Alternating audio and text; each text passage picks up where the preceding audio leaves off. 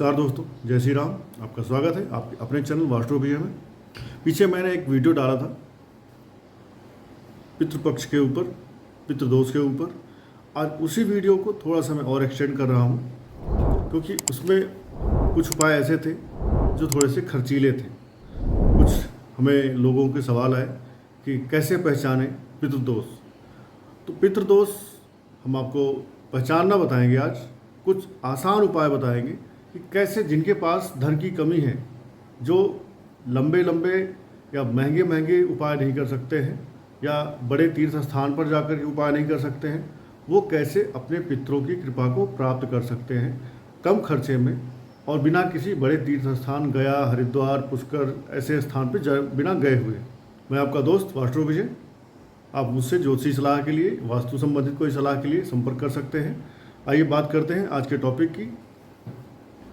यदि आप ज्योतिष के प्रेमी हैं, ज्योतिष के जानकार हैं, तो आपको मालूम होगा कि सूर्य यदि राहु के साथ है, सूर्य यदि केतु के साथ है, सूर्य यदि शनि के साथ है, तो कहीं ना कहीं पितृदोष बनता है।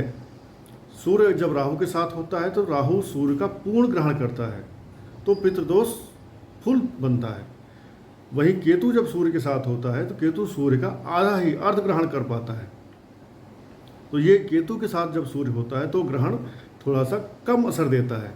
वहीं सूर्य जब शनि के साथ होता है तो भी पितृदोष बनता है, क्योंकि सूर्य शनि एक साथ जब होते हैं तो अंधक दोष बनता है। तो ये अंधक दोष भी आपको पितृदोष के जैसा ही निगेटिव रिजल्ट जीवन में देता है। ऑन दी अदर हैंड, थोड़ा सा अगर डिटेल में जाएंगे, डिटेल और डीप में जाएंगे, तो आपको पता चलेगा कि सूर्य यदि राहु के या शनि के नक्षत्र में बैठ जाए तो भी आपको पितृदोष ये अपने जीवन में देगा ही देगा। और पितृदोष, हालांकि आपको हम डराना नहीं चाहते हैं और किसी को डरना भी नहीं चाहिए, क्योंकि संघर्ष हर इंसान के जीवन में आता है। भगवान राम के जीवन में संघर्ष आया, तब वो दशरथ पुत्र राम से प्रभु श्री राम बने। भगवान कृष्ण के जीवन में संघर्ष आया, कंस को मारा, पूतना को मारा, जरासंध को मारा, तब वो कृष्ण से भगवान श्री कृष्ण बने। तो संघर्ष जीवन में आता है। वीर भोग्या वसुंधरा, जो संघर्षशील होते हैं, वीर होते हैं, वो सारे संघर्षों को झेल करके, उनको परास्त करके आगे बढ़ते हैं और स्वर्णिम अक्षरों में उनका इतिहास लिखा जाता है, उनका नाम लिखा जाता है। तो पितृपक्ष में पितृदोष से शांत करने का, पितृदोष को खत्म करने का, पितरों को मनाने का ये एक बेहद शानदार समय होता है, जिसका हमें पूर्ण यूटिलाइजेशन करना चाहिए। यदि आप ज्योतिष के प्रेमी हैं तब तो आप कुंडली से देख सकते हैं। आपके घर में किसी एक व्यक्ति के भी अगर ये है पितृदोष कुंडली में बना हुआ है, तो वो पितृदोष उस व्यक्ति के साथ साथ, उस व्यक्ति के साथ जो लोग घर में रह रहे होते हैं, उन पर भी उसका असर कहीं ना कहीं आपको प्रतीत होता हुआ दिखाई पड़ेगा। जैसे जिस घर में पितृदोष किसी व्यक्ति के कुंडली में होता है, अब मान लो आप ज्योतिष नहीं जानते हैं, तो आप कैसे पहचानेंगे कि आपके घर में पितृदोष है?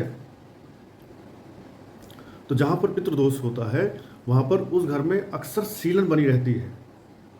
आप कुछ भी करते हैं, सीलन घर से जाती नहीं है। आप कुछ भी करते हैं, आपके घर में दवाइयाँ किसी न किसी के लिए आती रहती हैं। एक मर्ज खत्म होता है, एक बीमारी खत्म होती है, दूसरी बीमारी आ जाती है। एक आदमी ठीक होता है, दूसरा आदमी आपके घर का बीमार पड़ जाता है। आपके घर में मांगलिक कार्य नहीं हो रहे हैं, शादी नहीं हो रही, बच्चे नहीं हो रहे हैं, कोई अनुष्ठान नहीं हो रहा, धार्मिक अनुष्ठान, पूजा पाठ नहीं हो पा रहा है। और अगर कोई पूजा पाठ अनुष्ठान आपने प्लान भी कर लिया, तो उस अनुष्ठान के पहले ही आपके घर में कुछ न कुछ झगड़ा, लड़ाई, कलह हो जाती है। किसी के घर में अक्सर कलेश बना रहता है, भाई भाई, माता पुत्र में, माता में, आपकी और आपकी पत्नी में, आपके और आपके भाई के बीच में, आपके पिता के बीच में अगर रस्साकसी बढ़ती ही जा रही है, घर में कलेश कंटिन्यू बना रह रहा है, तो भी ये पितृदोष का ही लक्षण है। आपके काम चलते चलते ठप हो गए हैं, आपकी इनकम रुक रुक के आ रही है, आपके जीवन में ग्रोथ रुक गई है, आपकी इनकम जहाँ थी 10 साल 5 साल पहले वहीं पे रह रही है, आपका पैसा मार्केट में ब्लॉक हो गया है, पैसा आपके पास जो आना चाहिए वो नहीं आ रहा है, तो ये सारे पितृदोष के ही लक्षण हैं। इट मीन्स सारी समस्या एक उपाय कौन सा? अपने पितरों को मनाना। और आपके पितरों को इसलिए भी आपको मनाना चाहिए कि आपके पितर आपसे उम्मीद रखते हैं, आप उनकी वंशज हैं, आप उनके वंश को आगे बढ़ाने वाले हैं। जिस प्रकार पिता का कर्ज बेटा चुकाता है, उसी प्रकार आपके पितरों ने अगर कोई गलत काम किया है तो उसका भी कर्ज आपके ही ऊपर है, आपको उसको चुकाना है। आपके पितरों ने कोई अच्छा काम किया है तो आप उस चीज़ का फल आज इंजॉय कर रहे हैं। इसलिए यदि आपके घर में आपके छत पे कबूतर बहुत आते हैं, आप भले ही दाना डालो या ना डालो, लेकिन कबूतर आपके छत पे आते ही रहते हैं, तो भी आपके घर में पितृदोष है। अब ऐसे में आपको पितृदोष से अपने आप को बचाना है, पितृदोष का शमन करवाना है, शांत करवाना है। तो पितृदोष के लिए हमें क्या करना चाहिए? हमें अपने पितर, जो हमारी हमसे 3 जनरेशन जो हमसे पीछे जा चुकी है, वो हमारे पितृ होते हैं। तो हमारे नॉर्मली हमारे जो पितृ होते हैं उनको पितृलोक का स्थान दिया गया है। तो जो पितृलोक से हमारे पितृ होते हैं, इन पितृपक्ष के दिनों में वो आज़ाद किए जाते हैं, फ्री किए जाते हैं और धरती पर आते हैं वो अपने वंश के लोगों से पिंडा पानी श्राद्ध का ग्रहण करने के लिए। अब अगर आपके पितृ आए और आपने उनको दिया, पानी दिया, पिंडा दिया, खाने पीने का दिया, तो आपके पितृ आपको आशीर्वाद दे के जाते हैं। नहीं दिया तो आपको श्राप दे के भी जा सकते हैं। अब हालांकि वो आपके ही दादा परदादा हैं, आपके ही वंश के हैं, तो वो आपसे प्यार तो बहुत करते हैं, लेकिन उम्मीद भी आपसे ही रखते हैं। अब उनकी उम्मीद पे खरा उतरना आपका फ़र्ज है। कहीं ऐसा भी हो सकता है कि आपके पितरों ने कुछ गलत काम किया, किसी की हाय ली, किसी का श्राप लिया, वो भी आपको कैरी फॉरवर्ड होकर के कंटिन्यू होता रहेगा। तो इसके लिए क्या करें?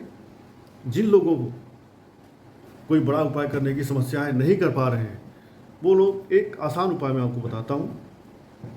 जब से आप मेरा वीडियो देख रहे हैं, यहाँ से लेकर के जब तक पितृ की अमावस्या ना आ जाए, अर्थात पितृ विसर्जन का दिन ना आ जाए, डेली शाम को किसी शिवालय में जा कर के आपको एक आटे का दिया जलाना है, सरसों के तेल को डाल करके। सरसों का तेल, थोड़ा सा काला तिल आटे के दिए में डाल करके ले जाएं, किसी शिवालय में जलाएं और शिव जी से प्रार्थना करें कि हे भोलेनाथ, मैंने जो अपने पितरों की अवहेलना की है या हमारे पितरों ने जो कुछ गलत काम किया हो, उन सब के लिए मैं क्षमा प्रार्थी हूँ। मैं उनका वंशज अपनी और अपने पितरों की समस्त गलतियों के लिए आपसे माफ़ी मांगता हूँ। कृपया हमारे पितृदोष को शांत करें। आप देखेंगे यदि आप अमावस्या तक ये उपाय कर ले जाते हैं तो आपको आपके जीवन में लाभ मिलना प्रारंभ हो जाएगा। और पितरों को शांत करने के लिए आप अपने घर में एक उपाय कर सकते हैं। घर में आपको क्या करना है? जहाँ भी आप पानी रखते हैं, पानी का आपका आरओ है या पानी का कोई मटका है, पानी का कोई टोटी है, टैप है, शाम को वहाँ पर एक आटे का दिया आपको यहाँ भी जलाना है अपने पितरों के नाम। या आपके घर के पास कोई जलाशय है, तालाब है, नदी है, नाला है, आप वहाँ पे जा कर के एक दिया जला करके डेली आएँ। इससे भी आपके पितरों को शांति मिलेगी और आपके पितर प्रसन्न होंगे। और आपके घर के मुख्य दरवाजे पर एक सरसों के तेल का दिया अवश्य जलाएं। ये भी आपके पितरों को कहीं ना कहीं शांत करता है। अभी मैं आपको वो उपाय बता रहा हूँ जो आप अपने घर पे कर सकते हैं बिना कोई ज़्यादा खर्च किए, बिना इन पितृ पक्ष के दिनों में। आपको अपने पितरों के निमित्त डेली सुबह नहाने के बाद, जैसे आप सूर्य देवता को जल डालते हैं, तो सूर्य भी हमारे पितरों को ही प्रदर्शित करते हैं।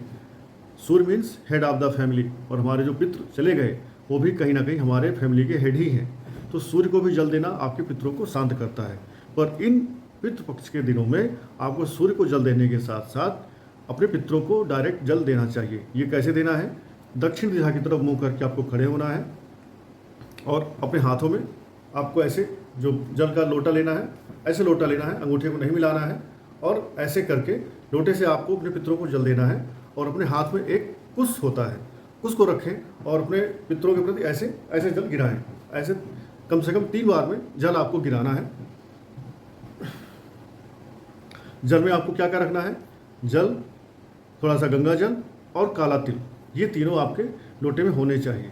ये आपको 3 बार में गिराना है ऐसे कुश के साथ। फिर कुश उठाकर अपने हाथ में रखें और 3 बार गिराएं। और जब आपको 3 बार अपने पितरों को जल देना है तो आपको एक मंत्र पढ़ लेना है, ओम पितृभ्यो नमः, ओम पितृभ्यो नमः, ओम पितृभ्यो नमः। ये मंत्र आप अगर पढ़ते हैं तो आपके पितृ इस जल को ग्रहण करेंगे और आप पर अपनी कृपा बनाएंगे। अपने पिता को और अपने पितामह को, दादा को, इनको तो हमें तिलांजलि या जलांजलि 3 बार देनी होती है, लेकिन माता का जो ऋण होता है वो पिता से बड़ा होता है। तो आपकी माता हो, आपकी दादी हो या आपकी नानी हो, यदि आप इनको तिलांजलि देते हैं, जलांजलि देते हैं, तर्पण करते हैं इनके प्रति, तो आपको ज़्यादा करना पड़ेगा। कैसे करना होगा? पूरब में 16 बार, दक्षिण में 7 बार, उत्तर में 14 बार आपको जलांजलि देनी है अपनी माता को या अपनी दादी को, परदादी को। इसके साथ ही आप इन 16 दिनों में कर सकें तो बहुत अच्छा होगा, और अगर 16 दिन किसी वजह से नहीं कर पा रहे हैं तो कम से कम जिस दिन आपके दादा, आपके परदादा, आपकी दादी, आपके पिताजी, आपके माताजी जिस दिन वो एक्सपायर हुए थे उस दिन आपको अपने घर में 108 बार हवन कर लेनी चाहिए जल चढ़ाने के साथ साथ। 108 बार हवन किस मंत्र से करनी है? वो मंत्र है, लिखिए, कागज कलम ले लीजिए तब आप लिख पाएंगे। मंत्र है ओम ह्रीम सर्वपित्रेश्वरी ह्रीम स्वधा। मंत्र फिर से एक बार सुनिए, ओम ह्रीम सर्वपित्रेश्वरी ह्रीम स्वधा। यहाँ पर स्वाहा नहीं बोलना है, यहाँ पर स्वधा बोलना है। स्वधा बोल करके आपको हवन सामग्री जिसमें आप घी होगा, गुड़ होगा, काला तिल होगा, घी रखना है गाय का घी, और आप इसको गाय के गोबर के कंडे पर ऐसे ही सुलगाते हुए डालते जाएंगे। 108 बार जब आप डालेंगे यही मंत्र से तो आपके पितरों की प्रसन्नता इस मंत्र से मिलेगी आपको। और यदि आप इस पूरे पितृपक्ष में भले 21 बार ही इस मंत्र से हवन करते हैं घी, गुड़ और काला तिल मिला करके, तो भी आपके पितृ आपसे प्रसन्न हो जाएंगे। ये उपाय ऐसा है जिसमें आपका कोई खास खर्च नहीं होना है। आप कच्चे दूध में काला तिल मिला करके शिवलिंग पर जल चढ़ा सकते हैं, शिव जी से प्रार्थना करें अपने पितरों की शांति के लिए। और कच्चा दूध में काला तिल मिला करके आप इन पितृपक्ष के दिनों में पीपल के पेड़ पे भी जल चढ़ा सकते हैं और अपने पितरों से शांति की प्रार्थना करेंगे तो आपके पितृ शांत होंगे। साथ ही पीपल के पेड़ के नीचे बैठ करके ही आपको महामृत्युंजय मंत्र का 108 बार जप कर लेना चाहिए। इससे भी आपके पितरों की प्रसन्नता आसानी से आपको प्राप्त होगी। इसी क्रम में अगर देखेंगे, कुछ लोग कहते हैं कि पितृपक्ष या ये सब तो ढोंग है, ढकोसला है, तो पुराणों में कहीं इसका कोई मिलता है नाम या चर्चा? तो हाँ, पुराणों में भी इसकी चर्चा मिलती है। जब महाराज दशरथ की मृत्यु हो गई और राम, लक्ष्मण, सीता जी उस समय वनवास में थे, उन्हें पता चला कि पिताजी की मृत्यु हो गई, तो राम लक्ष्मण जी हवन करने के लिए, तर्पण करने के लिए, उनकी श्राद्ध करने के लिए सामग्री इकट्ठा करने के लिए गए। उस समय सीता जी को वहाँ पे उन्होंने बोला आप यहीं बैठो, मैं लेके आता हूँ सामग्री, सब मिल करके पिताजी का श्राद्ध करेंगे। अब राम लक्ष्मण जी गए हवन सामग्री लाने, ये वाल्मीकि रामायण में लिखा हुआ है, आप वाल्मीकि रामायण में इसको देख सकते हैं। तो उनको आने में काफ़ी टाइम लग गया। इधर जो ब्राह्मण थे जिन्हें ये श्राद्ध करवाना था, उन्होंने कहा कि श्राद्ध का जो समय है वो निकला जा रहा है। तो उन्होंने सीता जी से कहा कि जब तक सामग्री नहीं आ रही है और समय निकला जा रहा है तो क्यों ना आप ही इस श्राद्ध को कर डालिए। सीता जी ने कहा कि श्राद्ध तो बिना पुत्र के होती नहीं है, तो मैं कैसे करूं? फिर उन ब्राह्मण ने, पंडित जी ने कहा कि नहीं, समय निकला जा रहा है, आप श्राद्ध कर डालिए। तो सीता जी ने गाय, कौआ और जो गया में वट वृक्ष है उसको, और वहाँ पर गया में एक फाल्गु नाम की नदी थी, उनको और तुलसी को साक्षी मान करके वो श्राद्ध कर डाला। और जब उन्होंने श्राद्ध करके तर्पण किया तो उन्होंने देखा कि महाराज दशरथ स्वयं आए उनके श्राद्ध के तर्पण के फल को ग्रहण करने के लिए। सीता जी को ये देखकर बड़ी प्रसन्नता हुई कि भाई हमारी श्राद्ध को हमारे पितामह ने, हमारे ससुर ने आकर के ग्रहण कर लिया। अब थोड़ी देर बाद राम जी और लक्ष्मण जी आए, उन्होंने पूछा, देखा तो उन्होंने पूछा क्या श्राद्ध हो गई? तो सीता जी ने कहा हाँ श्राद्ध हो गई, मैंने ब्राह्मण को, गाय को, कौवे को, तुलसी को, फाल्गु नदी को और इस वट वृक्ष को साक्षी मान करके श्राद्ध कर लिया। अब भगवान राम ने पूछा कि बताओ तुम सब, क्या सच में श्राद्ध हुई? तो वट वृक्ष ने बोला हाँ श्राद्ध हुई, बाकी गाय, ब्राह्मण, कौआ, फाल्गु नदी, तुलसी, इन सब ने राम जी को गुस्साया हुआ देख करके उनके डर से इन्होंने मना कर दिया कि नहीं, हमने श्राद्ध होते हुए नहीं देखा। वहीं पर सीता जी ने वट वृक्ष को तो वरदान दिया कि तुम महिलाओं के अखंड सौभाग्य के साक्षी बनोगे, महिलाएं तुम्हारे परिक्रमा करेंगी, तुम्हारी पूजा करेंगी तो उनको अखंड सौभाग्य प्राप्त होगा। लेकिन इन पांचों को श्राप दे दिया। फाल्गु नदी को श्राप दिया कि अब तुम नाम की ही नदी रह जाओगी, बाकी तुम्हारे अंदर पानी नहीं बहेगा, सूख जाओगी। तुलसी को श्राप दिया कि गया की धरती पर तुम कभी नहीं उगोगी, तो गया में तुलसी नहीं होती, ऐसा कहते हैं। ब्राह्मण को श्राप दिया कि तुम भिक्षा मांग के अपना पेट भरोगे और फिर भी तुम्हारे पास कमी तुम्हें महसूस होगी, तुम कितना भी धन पा जाओगे तुम संतुष्ट नहीं होगे। और गाय को उन्होंने श्राप दिया कि तुम्हारे पीछे वाले भाग की पूजा होगी, तुम्हारे अग्र भाग की पूजा नहीं होगी, और अब तुम भी भोजन के लिए दर बदर भटकती रहोगी।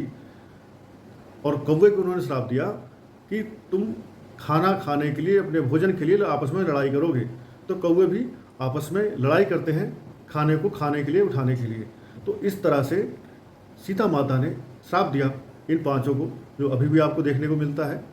मार्कंडेय पुराण में कहा गया है, लिखा गया है, यदि किसी इंसान का पुत्र ना हो तो उसकी पत्नी भी बिना मंत्रों के ही उस इंसान की श्राद्ध कर सकती है।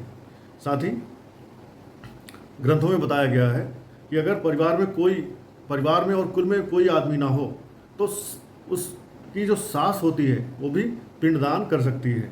और गरुड़ पुराण में बताया गया है कि घर में कोई बुजुर्ग महिला है तो युवा महिला, जो यंग एज की जो लेडीज हैं, उनसे पहले उस ओल्ड एज की जो लेडीज है उसको पिंडदान करने का हक मिलना चाहिए। यदि किसी घर में ज्येष्ठ पुत्र या कनिष्ठ पुत्र ना हो तो घर की जो बहू हो उसको भी श्राद्ध करने का अधिकार है। अगर किसी इंसान की संतान भी ना हो, पत्नी भी ना हो, तो उसका जो भाई हो, जो भतीजा हो, वो भी उस इंसान की श्राद्ध कर सकता है। नाती हो, पोता हो, वो भी उस इंसान की श्राद्ध कर सकता है। यदि किसी इंसान के परिवार में कोई भी ना बचा हो तो उस इंसान का जो गुरु हो वो भी उसकी श्राद्ध कर सकता है। जो उस इंसान का कुल का पुरोहित हो वो भी उस अपने यजमान की श्राद्ध कर सकता है। और सबसे महत्वपूर्ण बात, जब भी आप अपने पितरों को जल दे रहे हैं, श्राद्ध कर रहे हैं, तो अपने मन में श्रद्धा भाव रखें अपने पितरों के प्रति, जिससे आपके चटनी रोटी को, आपके किसी भी छोटे मोटे आहार को भी आपके पितर खुशी खुशी ग्रहण करें। यदि आप श्रद्धा के साथ, मन में अच्छे भाव के साथ अपने पितरों का श्राद्ध नहीं कर रहे हैं, तर्पण नहीं कर रहे हैं, तो आपके पितर इस चीज़ को ग्रहण नहीं करेंगे या आपको पितृपक्ष के इस श्राद्ध का पूर्ण फल नहीं मिलेगा। इसलिए आप किसी को नमक रोटी ही क्यों ना खिलाएं, लेकिन दिल से खिलाएं, भाव के साथ खिलाएं, सच्ची श्रद्धा के साथ खिलाएं। आपने समझा, आपने जाना कि घर में छोटे छोटे उपायों से कैसे आप कर सकते हैं। यदि आप अपने पूर्वजों के पसंद के पकवान नहीं बना पा रहे हैं तो पराठा या पूरी बनाएं, या मिठाई ले आएँ, या केला ले आएँ, फ्रूट ले आएँ, जो भी आपके पितरों को पसंद था वो ला करके गाय माता को खिलाएं और उनके सामने हाथ जोड़कर अपने पितरों की शांति की प्रार्थना करें। इससे भी आपके पितर शांत होंगे, प्रसन्न होंगे। और पूरे अगर पितृ पक्ष में आप ये कर लेते हैं तो ये अद्भुत ही आपके लिए कृपा का दायक बनेगा। तो आपकी जैसी श्रद्धा है, जैसे आपका क्षमता है, जैसे आपका बजट है, उसके अनुसार आप ब्राह्मण को बुला के खिला सकते हैं। ब्राह्मण नहीं बुला सकते हैं तो अपने घर के आसपास किसी गाय को खिला सकते हैं, या आपके पास भगवान ने दिया हुआ है समय और श्रद्धा और बजट दिया है तो आप नारायण बलि या त्रिपिंडी श्राद्ध गया में, बनारस में, हरिद्वार में, पुष्कर में, कहीं भी जा कर के करवा सकते हैं। और इस सही टाइम का, क्योंकि ये ऐसा टाइम है जहाँ पर आपको अपने समस्त दुखों से, कलेशों से बाहर निकलने का रास्ता मिलने वाला है। तो इस समय का आपको सदुपयोग कर लेना है। ये समय हर साल आता है, 2 हफ्ते के लिए ही आता है, तो इस समय का आपको बेस्ट यूटिलाइजेशन कर लेना है। धन्यवाद। आशा करता हूँ आप सभी को ये अच्छे लगे होंगे मेरे उपाय, जिसे आप आसानी से घर में कर सकते हैं और अपने पितरों की प्रसन्नता को प्राप्त कर सकते हैं। हर हर महादेव।